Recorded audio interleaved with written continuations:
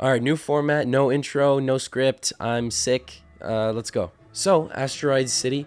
I was looking forward to this one for a long time. I recently watched through all of Wes Anderson's filmography over the past year, and I was a fan. Call me basic, Grand Budapest is probably my favorite movie of his, but that's just how it goes. I thought this movie actually shares a lot in common with Grand Budapest in terms of its presentation. Obviously, from the trailers, you can see the color palettes and the different just set arrangements are just immaculate. In terms of Wes Anderson's work, I feel like Asteroid City is the most similar to Grand Budapest, just based upon its style, its gimmick, its visual presentation. And yeah, this movie is a comedy despite not being the funniest Wes Anderson movie in my opinion.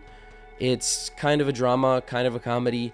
So what is the movie like? Well, obviously, if you've seen any of the reviews so far, people are saying it's a very Wes Anderson film. So it's hyper organized, meticulous design, every frame is carefully crafted.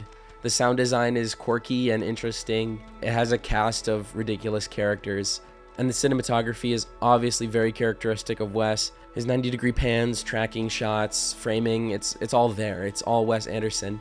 But what many people are also going to be drawn to about this movie is the cast, because the cast is frankly just ridiculous. There are definitely a few bigger stars here, like Scarlett Johansson and Jason Schwartzman, and they definitely get a lot of the spotlight. But I feel like the entire cast does get a little bit of a moment to shine. But yeah, the film is pretty much packed from beginning to end with familiar faces, and it's pretty fun, even though not all of these characters have meaningful interactions. I will say that Bryan Cranston and Steve Carell were awesome, so if you're fans of them, you won't be disappointed.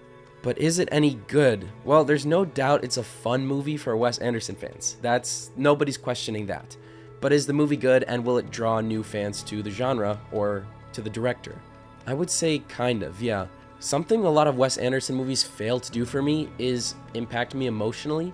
I think that's just because of the way he chooses to do his dialogue, which is, don't get me wrong, really fun and really creative.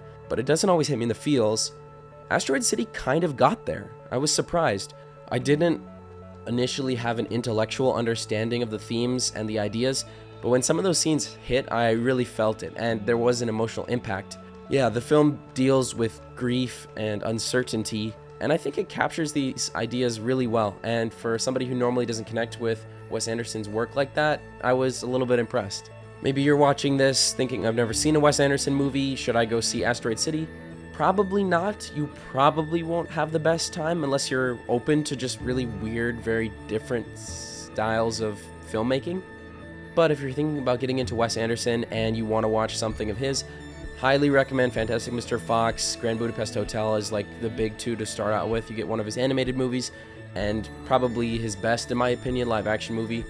I don't know if Asteroid City is going to draw in and really maintain an audience of non-film people, although the cast might say otherwise. We'll have to see.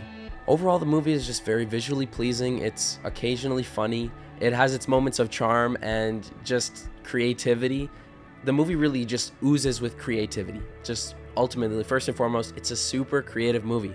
Its sets, its characters, its plots, its layers. It's just a lot of fun to just sit there and take it in and kind of just watch Wes Anderson take you on a little bit of a joyride through his style. So I wouldn't go into this movie expecting some emotional roller coaster or journey. It's a very subtle and withdrawn exploration of grief, uncertainty, and moving on from the past, which I think Anderson accomplishes pretty well.